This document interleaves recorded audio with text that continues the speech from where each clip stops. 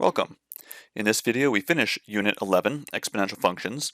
We are on Day 3, Exponential Functions E and Solving Equations. This is Section 6.3 from the book, and we will cover the last two objectives, defining the number E and solving exponential equations. So how about the number E? It turns out that the number E it appears in a lot of different places in mathematics and in social sciences and science in general. We see this number e a lot. It's a very useful number. So where does it come about? Well, here's a function 2 to the x. So there's our exponential function where 2 is the base. And I also have another function 3 to the x. They kind of look like that. Now the function e to the x lives somewhere in between there. So there it is with the green dashed line. That curve is my function e to the x. And so that base e, it's a number somewhere between 2 and 3, maybe a little bit closer to 3. And as a matter of fact, e is about 2.71828, and it goes on and on and on forever and ever. It's an irrational number. Well, how is this number e actually defined? It's defined like this. E is this number, 1 plus 1 over n raised to the n, as n gets larger and larger and larger. For example, consider a sequence of numbers, 1 plus a half, and then I take 1 plus a half and I square that. Or I could take the number 1 plus a third and I cube it. Or I take the number 1 plus 1/4 and I raise it to the 4th power. And on and on and on, and even up through, say, 1 plus 1,000th raised to the 1,000th power.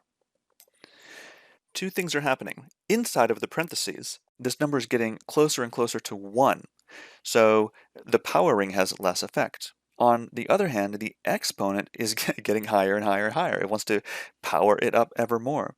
And so these two things are fighting. The inside wants to stay close to 1, the outside wants to expand it a lot. And where do they end up? Where does this number go as I let n go to infinity? It goes to the number e. That's the 2.71828, da da da da, on and on and on. So that's how the number e is defined. E has another interesting characteristic. Look at the graph again, and look at that point where the function e to the x crosses the y-axis. That's the point 0, 1. If I draw a tangent line, a line that's tangent to the graph, right through the point 0, 1, then that tangent line has a slope of exactly 1. Now, the other exponential functions don't have this. 2 to the x, well, if I make a tangent there, it's a little bit less than 1, or 3 to the x, the tangent is a little bit greater than 1, the slope of the tangent is a little bit greater than 1. But e to the x is just perfect. E to the x is the only exponential function where the slope of the tangent line, right where it crosses the y-axis, that slope is exactly 1. Let's talk about solving exponential equations. Now, the simplest case is when the two sides of the equation have the same base. So consider, for example, 2 to the x equals 2 to the 5th. I see a 2 in the base here and a 2 in the base there. It seems reasonable that x equals 5, right? Well, could there be any other x value that equals 2 to the 5th? And the answer is no, because my exponential function is a one-to-one function. And this is true for every exponential function. Look at this. It passes the horizontal line test. So for any given value, like say 5, there's only one x value that gives 2 to the 5th. It has to be x equals 5. So because the function is one-to-one, I know that if I have the same base, then the exponents must also be the same. Here's the statement in general. If a to the x equals a to the b, then x equals b. So we use this basic idea all throughout the rest of this lecture today, thinking about how to solve these exponential equations. Here's an example. 8 raised to the 4x plus 1 equals 8 cubed. Well, it's the same base, so it must be the case that 4x plus 1 equals 3. And now I can solve for x. I'll subtract 1 from both sides. So 4x equals 2. Divide both sides by 4. X equals 1/2. And that's my solution. How about this one? E is a perfectly good number. E raised to the 4x plus 2 equals e to the x. It doesn't matter that there's an x on both sides. I still have that 4x plus 2 equals x. Now if I maybe subtract x from both sides, and if I maybe subtract 2 from both sides, there we go, 3x equals negative 2. Divide both sides by 3, and I get x equals negative 2/3. There we go. So this is the x value that makes this equation true. Sometimes we need to convert a number to see that the bases are the same. So in these three examples, we'll have to do that. In this first one, 2 to the 4x plus 1 equals 8. I really need to see them both having the same base.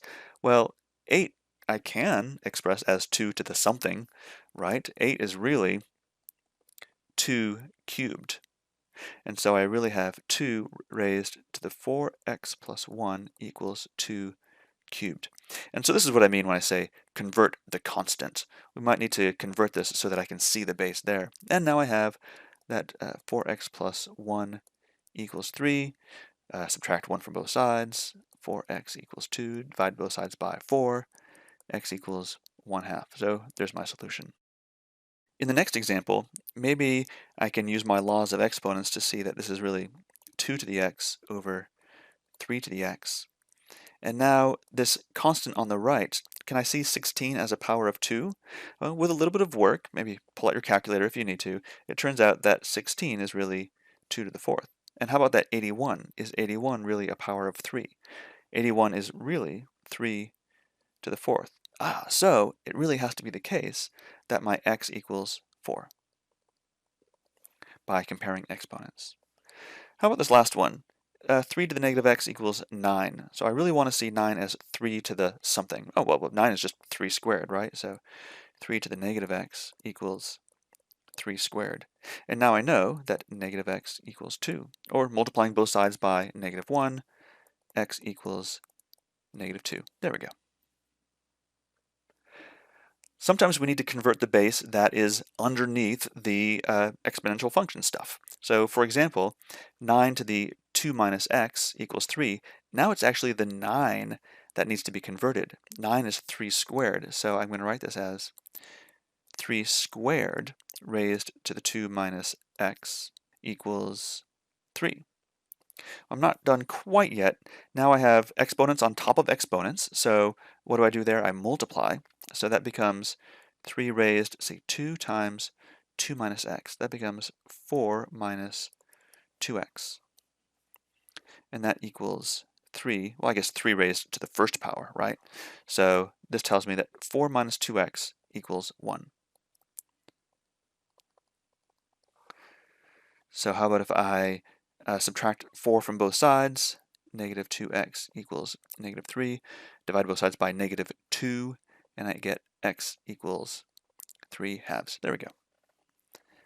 For the second problem, well, I don't really have a common base of 32 or 128. In fact, both of these can be written as 2 to a power. So this first one is really 2 to the 5th raised to the x. And the right side, 128, is 2 to the 7 raised to the x minus 1. So multiplying, I get 2 to the 5x equals 2 raised to the, now 7 times x minus 1, so 7x minus 7. And since they both have the same base now, I can say that the exponents must be the same. So I know that 5x equals 7x minus 7. All right, so moving things around a little bit, let's see, 7 equals 2x, and I find that my x equals 7/2. All right, and then the third one on this slide, let's see, 5 to the something, 125 to the something. Maybe they both should have a base of 5. So on the left side, I get 5 to the x cubed. And on the right, 125, that's the same as 5 cubed. And then that's raised to the x. So I get 5 to the x cubed equals 5 raised to the 3x. Okay, so we find that x cubed equals 3x. Well, let's just solve this. Pull the 3x over. Okay, so I get x cubed minus 3x equals 0. And I can factor out an x. So x times x squared minus 3 equals 0.